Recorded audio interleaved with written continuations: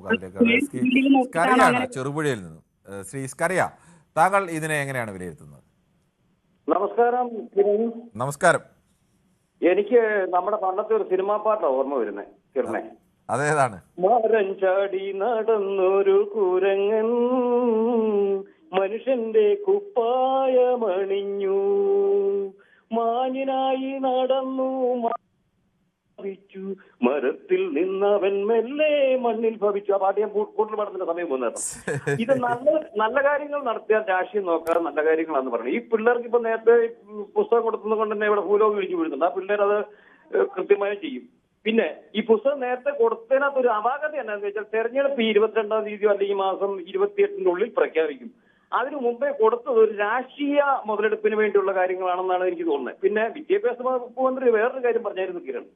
ഇപ്പോഴത്തെ കുട്ടികൾക്ക് നിലവാരമില്ല, പായ എഴുതാൻ അറിയത്തില്ല, റായ എഴുതാൻ അറിയത്തില്ല എന്ന് പറഞ്ഞപ്പോൾ ഈ പുസ്തകം കൊടുത്തതിനകത്തൊരു ചെറിയൊരു ഇതുണ്ട്. കാരണം എന്താണെന്ന് വെച്ചാൽ പുസ്തകം അച്ചടിച്ച് വെക്കുക, അടുത്ത ടൈമിൽ സ്കൂൾ തുറക്കുന്ന സമയത്ത് ആദ്യം വിളിച്ചു കൊടുക്കുന്നതായിരുന്നു ഒരു മര്യാദ. പിന്നെ ഇത് നേരത്തെ കൊടുത്തതും കൊണ്ട് ഇവിടെ ഭൂലോകം ഇടിയൽ. അതാണ് ഞാൻ ആദ്യം പാട്ടിന്റെ രംഗം തന്നെ പഠിച്ചു. പറഞ്ഞാൽ ഒരു വിഷയമുണ്ട്. എന്തായാലും പുസ്തകം കൊടുത്തതിൽ തെറ്റില്ല, പക്ഷെ പുസ്തകം കൊടുക്കുന്നതിന് രാഷ്ട്രീയമായി തന്നെ ആയിരിക്കും ചിലപ്പോൾ ഈ നേരത്തെ പുസ്തകം കൊടുക്കാൻ തീരുമാനം. അതൊക്കെ അല്ലാതെ പുസ്തകം കൊടുത്തു അതുകൊണ്ട് തെറ്റായി പോയി എന്ന് പറയുന്നത് താങ്കളാണ് തോന്നുന്നത്. അങ്ങനെ ഒരു വാലിഡായ പോയിന്റ് ചൂണ്ടിക്കാണിച്ചത് താങ്കൾ തന്നെയാണ്. സ്വാഭാവികമായും വിദ്യാഭ്യാസ മന്ത്രി പറയാനുണ്ട്. ഈ പത്തനംതിട്ട വിളിച്ച റെജിയുടെ നമ്പർ ഒന്ന് പബ്ലിഷ് ചെയ്യണം. അയാൾ ഉച്ചക്കഞ്ഞി എന്ന് പറഞ്ഞ അപ്പൊ അയാൾ ഉരുണ്ട് കളിക്കുക, കട്ടാക്കരുത്. അയാൾ ഇല്ലാത്ത കാര്യങ്ങൾ പറഞ്ഞ് ബാലാവകാശ കമ്മീഷനുണ്ട്, മനുഷ്യാവകാശ കമ്മീഷനുണ്ട്, ഇവിടെ പല കമ്മീഷനുണ്ട്. അയാൾ ഇല്ലാത്ത കാര്യം പറഞ്ഞ് ആ സ്കൂളിൽ പഠിക്കുന്ന കുട്ടികളെയും അവിടുത്തെ അധ്യാപകരെയും അവിടുത്തെ രക്ഷിതാക്കളെയും ഈ സമൂഹത്തിന്റെ മുന്നിൽ അവമാനിച്ചതിന് അയാളുടെ പേര് കേസെടുക്കണം. എവിടെയാണ് അയാൾക്ക് നട്ടലുണ്ടെങ്കിൽ അയാൾ അന്തസ്സുള്ളവനാണെങ്കിൽ അയാൾ ആ സ്കൂളിന്റെ പേര് പറഞ്ഞു. ഒരാളെ കുറിച്ചോ ഒരു സ്ഥാപനത്തെ കുറിച്ചോ ഒരു രാഷ്ട്രീയ പാർട്ടിയെ കുറിച്ചോ ഒരാശയം പറയുമ്പോൾ അത് ഞാനാണ് പറയുന്നത്, അത് തെളിയിക്കാനുള്ള തന്റെ ഇടം ജാഗ്രത പറയാൻ പാടില്ല. അയാളുടെ നമ്പർ ഉണ്ടെന്നാണ് പറഞ്ഞത്. ആ നമ്പർ ഇപ്പൊ ഇതിന്റെ സ്ക്രീനിന്റെ അടിയിൽ എഴുതി കാണിക്കണം.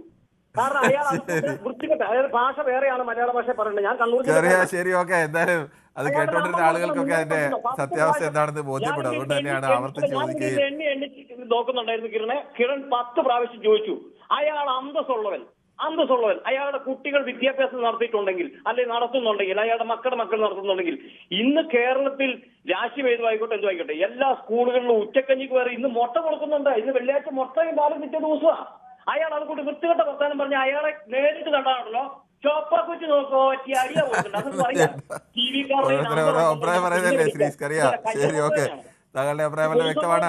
എന്തായാലും ഈ വിഷയത്തിൽ സംസാരിച്ച ഭൂരിപക്ഷം പേരും പുസ്തകം നേരത്തെ കൊടുക്കുന്നത് വിതരണം ചെയ്തത് പോസിറ്റീവായി തന്നെയാണ് പ്രതികരിച്ചത്. ചിലരെങ്കിലും പറഞ്ഞത് കുട്ടികൾക്ക് നേരത്തെ പുസ്തകം വിതരണം ചെയ്തു കഴിഞ്ഞാൽ അവർ ഇനി അടുത്ത പരീക്ഷ വരാൻ പോവുകയല്ലേ, അവർ ഇനി ജയിക്കണമെന്നൊരു ആവേശത്തിൽ അവർ പരീക്ഷയിൽ പഠിക്കാതിരിക്കില്ലേ എന്നൊക്കെ ആശങ്ക പ്രകടിപ്പിച്ചവരും ഇതല്ല രാഷ്ട്രീയമായ ലക്ഷ്യത്തോടു കൂടി തന്നെയാണ് നേരത്തെ വിതരണം ചെയ്തത് എന്ന് പറഞ്ഞവരുമൊക്കെ ഉണ്ട്.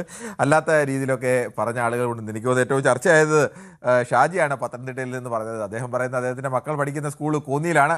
ആ കോന്നിയിലെ സ്കൂളിൽ ഉച്ച കഞ്ഞി കിട്ടുന്നില്ല. അത് കഞ്ഞിയല്ല ഇപ്പോൾ കൊടുക്കുന്നത്, ഭക്ഷണം ചോറ് തന്നെയാണ് എന്നുള്ള കാര്യമൊക്കെ പുള്ളി അത് മറച്ചു വെച്ച് പുള്ളിയുടെ ആവർത്തി ചെയ്ത സ്കൂളാണ് നമ്മൾ ചോദിച്ചു. പക്ഷേ അപ്പോഴും പുള്ളി അത് പറഞ്ഞില്ല. സ്കൂൾ പറയാൻ എനിക്ക് പേടിയാണ്, എനിക്ക് പണി കിട്ടുമെന്നൊക്കെയാണ് അദ്ദേഹത്തിൻ്റെ അഭിപ്രായം. പക്ഷേ ദയവേത് പ്രേക്ഷകരോട് അഭ്യർത്ഥന, നമ്മൾ ഏത് രാഷ്ട്രീയ പാർട്ടികൾക്കെതിരെ ഈ സർക്കാരിനെതിരെയും വിദ്യാഭ്യാസ വകുപ്പിനെതിരെയും ഒക്കെ ആക്ഷേപങ്ങൾ ഉന്നയിക്കാൻ, ആരോപണങ്ങൾ ഉന്നയിക്കാൻ, അല്ലെങ്കിൽ വീഴ്ചകൾ ചൂണ്ടിക്കാണിക്കാനൊക്കെ നിരവധിയുണ്ട്. അത് ഏത് സർക്കാർ വന്നാലും കാണും. അത്തരം കാര്യങ്ങൾ ആധികാരികമായി ചൂണ്ടിക്കാണിക്കാൻ യാതൊരു തെറ്റുമില്ല. പക്ഷേ ഇല്ലാത്ത കാര്യങ്ങൾ നമ്മൾ അത് ശരിയാണ് എന്നുള്ള മട്ടിൽ അവതരിപ്പിക്കുന്നത് ശരിയല്ല എന്നത് ഒരിക്കൽ കൂടി ചൂണ്ടിക്കാണിക്കുന്നു. നാളെയും ഇതേ സമയം ന്യൂസ് 18 പൊതുവേദി മറ്റു കൂടുതൽ വാർത്തകൾക്ക് news 18 Keralam YouTube channel subscribe ചെയ്യുക.